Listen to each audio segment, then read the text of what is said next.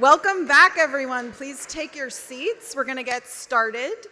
My name's Emily Cashman-Kirstein. I lead Child Safety Public Policy at Google, and thrilled to be the incoming Vice Chair of FOSI in 2026.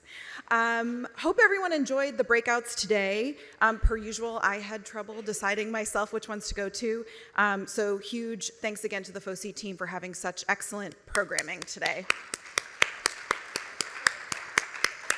I've really been especially impressed by the timeliness of the issues we're discussing and the caliber of experts doing the discussing. We know that FOSI is really great at convening folks, but it's certainly on stage and in our faces today in the best way. So it's always also energizing to be in the room with so many dedicated online child safety advocates and working all together to find ways to continue the progress that we've been making. So now I have the pleasure of introducing our next panel that dives deeper into the safety, innovation, and policy of a key partner and player in the online safety community, and that is the gaming industry. So please welcome panelists led by moderator Maya McKenzie of the Entertainment Software Association.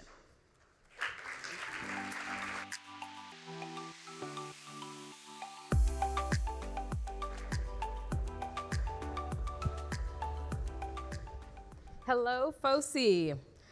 I am excited and honored to be representing the Entertainment Software Association at this year's annual conference.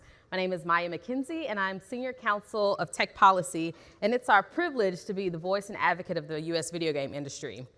Over the past several decades, the video game industry has pushed boundaries of entertainment and redefined the ways in which we can connect and play with others. And while single video games are very popular, I'm a huge single video game player myself, the reality is that nearly 90% of all players are playing online, offering new opportunities to experience and connect with others across geographic boundaries in a way that was previously not possible. At the same time, I think no one in this room is naive to the fact that there are risks with online play. So that's what we're here to talk about today. How the video game industry has committed itself to identifying risk before they become realized, how this has led to a principle of safety by design, and how these two forces interact with proposed policies that are targeted towards protecting kids and families online. Today, I am joined by three incredible panelists. Delegate Adrian Boafo has served in the Maryland House of Delegates since 2023, representing the state's 23rd district. Delegate Boafo currently serves as Assistant Majority Leader and is a member of the Economic Matters Committee, which oversees matters of consumer protection. Patricia Vance, Pat Vance, is President of the Entertainment Software Ratings Board, or ESRB, where she has worked since 2002 and leads the teams responsible for assigning age and content ratings to video games and apps, enforcing industry marketing guidelines, administering a COPPA Safe Harbor program, privacy certified, and she also serves as founding chairperson of the International Age Rating Coalition, or IARC. IARC she also has a long-standing history in the tech and entertainment industry, including serving as former chair of FOSI. And finally, Nicola Wright is the Director of User Trust and Online Safety for Nintendo America. In her day job, she's responsible for working with multiple departments internally to shape the consumer-facing offerings and functions such as community building, online safety, parental controls, user-generated content, and platform moderation. Nintendo's corporate mantra is to create smiles, and Nicola helps to do that by weaving trust and safety into all aspects of the business, ultimately making Nintendo's platforms fun for everyone. Please join me in welcoming the panelists this afternoon. All right, Pat, let's start with you. The ESRB rating system has been around for more than 30 years and stands as one of the original examples of how the video game industry rallied together to address growing concerns about games. Can you tell us what prompted the creation of ESRB and how the scope of the regulatory activities, self-regulatory activities, and rating system have evolved over time? Okay, big question. In the early 90s, there were a couple of games that came out that garnered the attention of some senators, and the senators held a number of hearings with video game industry members. At that time, there had been some disparate attempts at ratings, and basically the industry was under threat that if we didn't pull ourselves together and create some sort of standard like the film ratings had, that they would do it for us. So, created a trade association first, which we didn't have at the time, and then first order of business was to create a rating system. Now, when we first introduced the ratings, it was a two-part system. It was age rating categories and content descriptors. Eventually, we added a third part to address some of the things that we're here to talk about today, like user interaction, or in-game purchases, or in-game purchases with randomized items.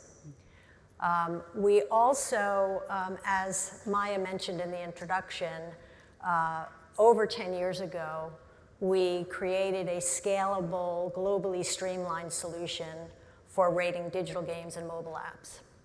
And we created a separate organization to administer that system, and we have 9 other rating authorities from around the world participating in it, 14 different digital storefronts or app storefronts that have licensed the system. So we are now rating not just console games, but PC games, mobile games, VR games. We have also been using IARC to rate user-generated content. Fortnite's using it to rate all the user-generated content. Roblox just licensed it, so we'll be introducing that next year. On Roblox, we signed up our first auto app company. So we've been expanding ratings to cover numerous different platforms. We also added, many years ago, something we call the Advertising Review Council. The industry felt strongly it needed to have a number of marketing guidelines that were to be enforced by the ESRB. We have an enforcement system that applies sanctions, including fines when warranted. So we're monitoring and enforcing marketing guidelines across the industry, make sure that ratings are displayed, content is responsible, and that the ads are being responsibly targeted. We also have a privacy certified program, which Maya mentioned in the introduction, which is one of the first FTC COPPA safe harbors. It is a program that's optional, but we have a lot of companies who have opted in to get their products and services certified for privacy compliance, not just with COPPA, but other regulations. We have something called the ESRB Retail Council, which works with retailers to make sure that retailers aren't selling mature-rated video games to kids without a parent present. That's been going on for decades. And we have a lot of resources available to parents. We can go to parentaltools.org, where a lot of those materials are aggregated. But we've become a real trusted source for parents on a variety of different issues related to managing video games in the home. So Pat, ESRB is just more than ratings. Pat just talked about all of the other things that ESRB has done, not as always a response to regulation, but a part of looking at what's happening in the marketplace and recognizing how a industry self-regulatory body can best serve the needs of an industry. So Nicola, I want to turn to you to understand how the expansion and thought process of what's happening in the world is reflected within product design at a business. So Nintendo slowly introduced online play via the Wii in 2006. And they slowly introduced a new online player-to-player communication feature this year with game chat on Nintendo Switch 2. So there's been a lot of time since 2006, and it's clear that Nintendo has been very thoughtful about how to design player-to-player communication. Tell us about how Nintendo approached the rollout of this new communications feature and the thoughts behind putting game chat into place. Yeah, it's a great question. So we have certainly come a long ways since the days of bowling competitions in Wii Sports. way back then. I think many of us had lots of fun with that. But I think the first thing I wanted to talk about is how online play, there are different ways of doing it.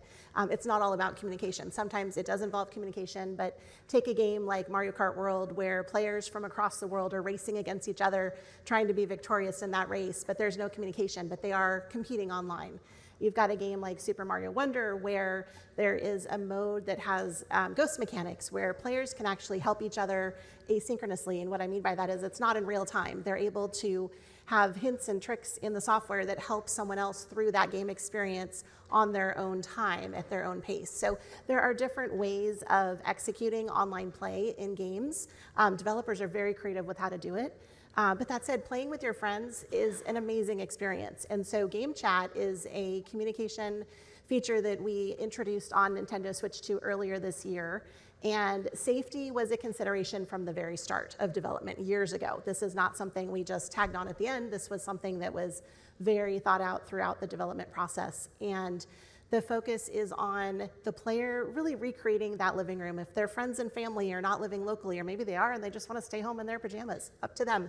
But trying to bring them together as if they're in the same living room and able to play games. They can play the same game, they can play different games, they can be chatting, helping each other through levels, but just fostering that sense of community that people are yearning for and finding a way to do that with Game Chat. We let players create the chat room that is comfortable for them. So they are choosing from players on their friend list and creating that virtual living room themselves.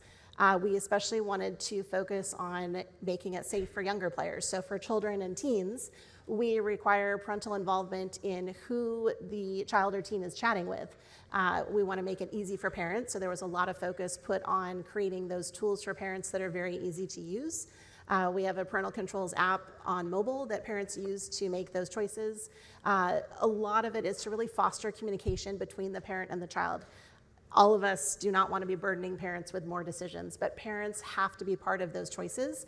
They're very personal for families as far as how technology is used in their household. So we want to try and foster those conversations between the parent and the child and let them decide what works best for their family. And just a lot of focus has been put on safety from day one. So we've heard a little bit from Pat and Nicola about how the industry has proactively identified and addressed concerns inherent to the expanding and changing nature of online video game play. Delegate Boafo, what are your priorities for the upcoming legislative session when it comes to online safety? Yeah, well, thank you, Maya, for having me here to ESA, to FOSI. If you told me 10 years ago that I'd be talking about video games in my role as a legislator, I would have ran when I was 18. However, you know, in Maryland, I think we all in this room have a moral obligation to protect the children of our state. That's what we're here to do, is to make sure that our most important asset, our children, are protected. And so next year, one of the things I'm going to be focused on, well, I'll tell you, last year I was focused on making sure that we got cell phones out of schools. That was the biggest thing for us in Maryland, making sure that we got that done. We passed it in the House, didn't pass it in the Senate. That's a conversation for another day, but we'll be bringing that bill back as well. My big tech-focused bill this year is called Protecting Maryland's Children Online, specifically when it comes to social media. And that takes what I think everyone knows, this California model that exists. But the key difference between what we're going to do in Maryland is that we're going to have industry actually at the table. The reality is that we all come to this work from different backgrounds and different settings. I don't know every single thing about video games, nor am I supposed to. But industry does, right? And I do not think that industry is a bad actor in this space, right? We have to make sure that when we're having these policy discussions, that we're actually having robust discussions with industry as well.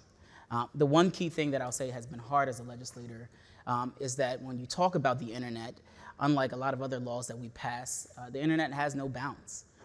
So when we pass a bill in our state and Texas passes a different bill, at the end of the day, the folks who are being harmed are the kids who, and the parents who now have to, you know, communicate between two different states and trying to understand the laws and making it really complicated. So those are my two biggest bills for next session. But again, we're really going to try to make sure, unlike some other states, that we actually have industry at the table to help guide us on what's the best decision when it comes to policy matters. Well, you know, not every legislator is that optimistic about industry's role in the process. There is, if we would be naive to not recognize that there is a significant amount of skepticism about the industry, the tech industry at large. So Nicola, as someone who works day in and day out on the trust and safety issues, you're working with your team to identify potential risks and opportunities. What do you wish that policymakers knew? What do you wish they would consider about the video game industry when they're asked to regulate kids' online safety? To me, I think one of the biggest goals that we share is to protect kids, exactly like what you were just saying. And how do we achieve that? There's no one-size-fits-all solution. And I think with legislation, one of the hardest things I've seen is where legislation is very prescriptive about how to solve something, but has a very narrow view. And it's not necessarily contemplating the various types of technology that companies in this room and beyond are creating. And so having industry at the table with legislators to brainstorm through, okay, what might be possible, what would make sense, what is technically going to stand the test of time, is a really important conversation to be having. And also to let our developers innovate. They are incredible with the problem solving and the experiences they want to deliver, especially in the gaming industry. The creativity it knows no bounds, basically. So really allowing companies to find solutions that are creative to achieve the goals that are shared between us, I think are very important to consider. So Delegate Boafo, the concept of parental choice that Nicola just hinted at, that's an interesting one. When you're thinking about legislation that might utilize a one-size-fits-all approach, how do you account for the role of parents in being able to determine what's right for their individual circumstances? Yeah, look, I do not believe it's my job to be in a parent's household trying to police what video games they should be playing. I do, however, think, and I can't believe I'm saying this as a state legislator, we have to make the laws easier for folks. I mean, the reality here is when it comes to the internet and when it comes to video games in particular, we need a federal bill. That's just what that comes down to. We need a one-size-fits-all approach in the sense of having a federal bill that applies to all 50 states, and it makes it easier for parents to understand. You know how difficult it is to be a parent that moves. I mean, we have a lot of folks moving to Maryland, which is great for us, but saying, you know, in California, there was a different law, and I don't know how to navigate around that. And then most folks, because they're busy with life, just decide to throw out what they thought and what they knew. And so I don't think my job is to come to the table with a prescriptive policy that says this is what you got to do from this time to this time. My job is to make sure that it's blanket enough that allows industry to innovate, but also just makes it easier on parents. And I think, frankly, the only way you can do that is by having a federal bill that kind of encompasses a lot of this stuff. And states can come in and tweak things and regulate things, especially when it comes to algorithms and what we want to see happen in our particular states. But there does need to be a federal policy that kind of overlooks this entire ecosystem of the internet. Pat, I want to turn to you. The ESRB rating system, when combined with empowering parental controls, parent choice, I mean, that's the core component of online safety. Providing the necessary information about the in-game experience to parents so that they can then decide for themselves what's right for their household based on their own values, and then having the ability to reinforce those choices on the platform itself. Isn't that something that we should be driving families to do? Yes, I mean, parents, first of all, the vast majority of parents, over 80% of parents, are aware of the ESRB ratings, and over three quarters of them say they regularly use them. Also, they are aware of parental controls. Not all of them choose to activate them, and not because they're not aware of them, but just because they have rules in the home, they trust their kids, there are a whole host of different reasons why a parent might not set parental controls, but many of them do. And I think at the end of the day, parents feel differently about different types of content, different features, and parents should be making their own decisions about what's appropriate for their own families. We hear that repeatedly, loud and clear. So Delegate Boafo, earlier you mentioned a few priorities that you have for online safety legislation. How are you balancing the desire to regulate with safety measures already in place while ensuring that any new proposed legislation won't inherently alter the video game experience? For example, some proposals are designed to address the grooming problem and employ a combination of parental consents and notifications to bring parents into decisions about communication online. Now, that's well-intentioned, but it complicates things for platforms that are designed to address the communications issue in a different way. So what I'm really trying to get at is how can you ensure that legislation is designed with safety in mind, but also in a way that does not break the fundamental way that video games operate, because they are also designing with consumer preferences in mind? Yeah, it's about how you approach the conversation around social media and video games. Social media isn't video games. They're two totally different things, right? And if you approach that conversation and any policy in that manner, right, I think sometimes people think, oh, you can get online, therefore they're all in the same bucket. They're not, right? So that's the first thing you got to kind of do as a legislator. The second thing is to Nicola's point earlier about innovation, right? ESRB wouldn't exist if industry was trying to be a bad actor here, right? And what companies are doing across the country can be more innovative than what me and my 7 colleagues come up in a subcommittee. And again, this conversation is really rooted for me in ensuring that industry takes the lead. We're not going to agree on every single policy point. We're not going to agree on every single idea. At times, especially if you come to my office, I'm going to challenge you on what I think you can do, especially because, again, we all come from this work from different spaces, and I happen to come from the tech space. So I will ask you different questions about what we can be doing and how we can be more innovative. But to get to your question, it's about how you approach the thought of the work, right? And if the thought of the work is just to be punitive to video game companies or punitive to social media companies, we'll end up exacerbating the problem in the long term and not actually solving the problem that's at the core, which is to make sure that our children are safe online. Okay. So building on this idea of regulation and superimposing itself on existing systems, Pat, this year there's been an increased focus on the role of age ratings and what that means for creating safety online. In fact, Texas now requires age ratings for apps based on age categories as determined in the law, and those categories don't align with the ESRB ratings. So how do you see this regulation as it relates to ESRB ratings in practice? Do you think it will create confusion for consumers, or let alone the people designing games and the game publishers? Yeah, well, setting aside the First Amendment issues with that bill, look, I'm not sure why the legislator decided to reinvent the wheel. ESRB's been around for over 30 years, high awareness and use. Not sure why a new rating system had to be created. That being said, the bill was based on this false premise that developers choose their own rating. That's not the case. Certainly not with the ESRB. They don't get to choose their own rating. We assign it, and then we test to make sure that it's accurate. So I'm not sure where this will go.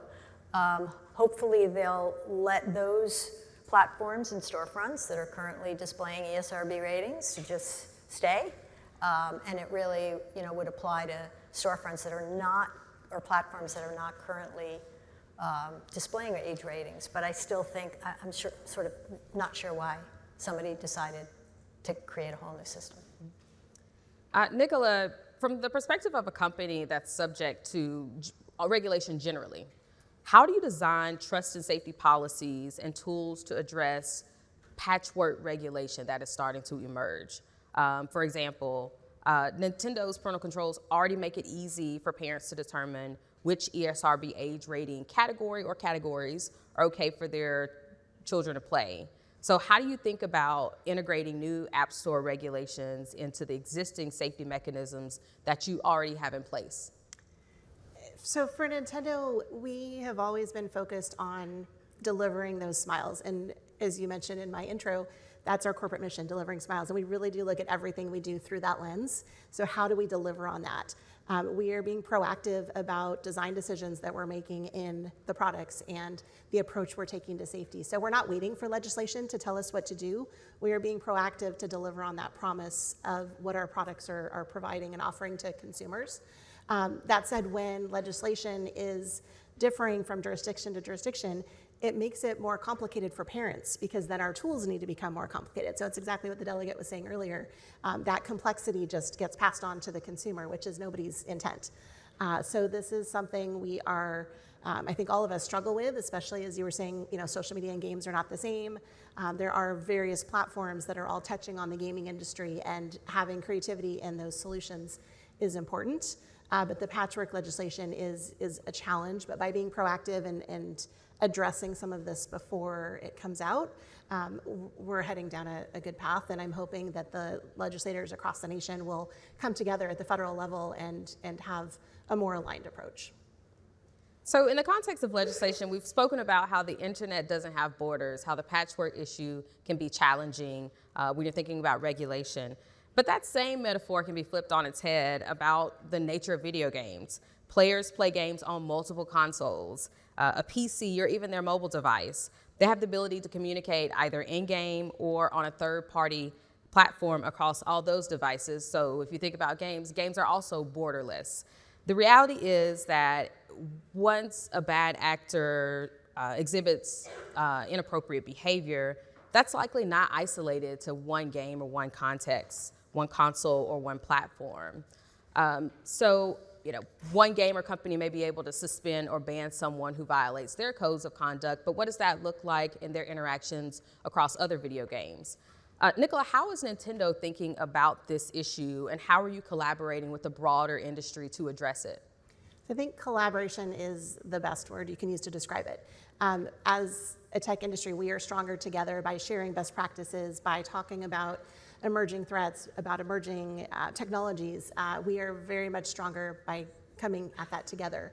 So as we were approaching Nintendo Switch 2's release and developing Game Chat, we did collaborate with a lot of others in the industry and have deep discussions about what they're seeing. And of course, it was all confidential at the time, so the conversations were very helpful to Nintendo, but we were also sharing what we could to make sure it wasn't a one-way street.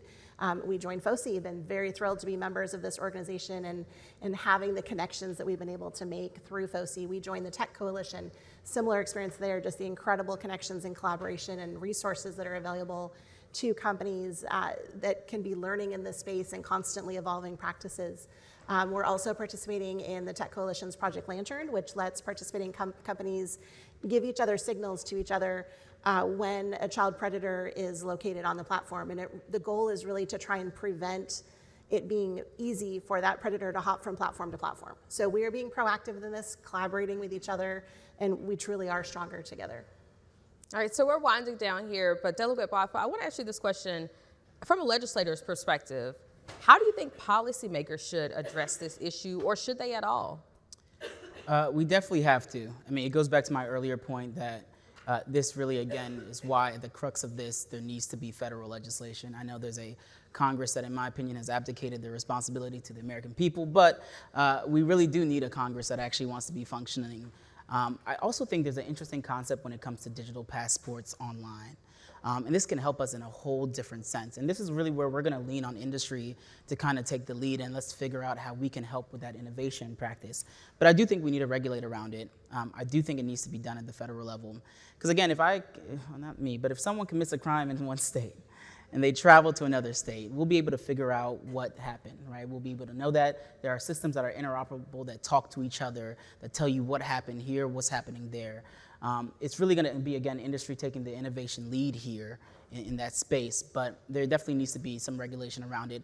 And in my opinion, that's probably the hardest thing that we have to solve. But there are a whole host of things that we can do before we actually get to that space. So we'll end today's panel by asking you all to look into a crystal ball. Starting with you, Nicola, what do you think is the next big challenge on online safety, or what's the next big opportunity? In my crystal ball, I see a future where industry and legislators, policymakers are collaborating together and trying to identify what those goals are that we're trying to achieve. And if there is going to be legislation, to be able to frame it so that it is allowing innovation to continue to occur. So hitting on many of the points that we've talked through today, that's the vision I see for the future, is that continued collaboration amongst the industry and also with policymakers and legislators. Pat? I think, if I might, there are two opportunities. One, I think, is, we talked a lot about AI this morning. I think AI can be used in incredibly powerful ways to help moderate communities. I know it's already in use, but I think as AI develops, that it's going to make it hopefully easier for companies to get a handle on what's going on in their communities, in their online communities. And the second thing is, everybody's been talking about age assurance. I think age assurance can help companies identify the age of the user. Hopefully, the technology evolves to a point where it gets more accurate, but over time. But I think age assurance can help customize features in games to make them more age appropriate, instead of having to sort of, block a game because of one feature. So I think age assurance can be very helpful. All right, and Delegate Boafo. I've got so many. No, in all seriousness, I think the challenge for us will be character AI when it comes to our young kids. And we've got to figure that out as soon as humanly possible, because there's just a lot there that I think can really harm our children. I know that has less to do with the video game sector, but I do think when it comes to broader tech as a whole, that's going to be the biggest challenge we have. I do think, though, what I'm excited about and the opportunity is what exists now already in a lot of the platforms that are here. In an increasingly lonely world, young people are finding genuine and deep connections with each other through this kind of ever-evolving online social media space, online video game space. The amount of folks, I was just telling Maya about my best friend who is chronically online and video games and is streaming and doing all that kind of stuff, but has built a genuine community through that. And that connection is so needed in this world, and that's what these platforms can do. And if we get the regulation right without overburdening industry and allowing them to take the lead on innovation, then I think this space can continue to thrive and actually help the country and the world. All right. Well, that is our time, everyone. I'd like to thank these panelists for their role in such an insightful and thoughtful discussion. For those of you in the audience, please visit ESRB's website for a broad range of resources on the tools for parents and more information about the ratings. Also, visit ESA's Trust and Safety Hub for information about the video games activities and online safety. Thank you to Team FOSI. Thank you to the panelists. Thank you to my colleague Crosby Armstrong for her great help in this panel. And thank you for being such a great audience.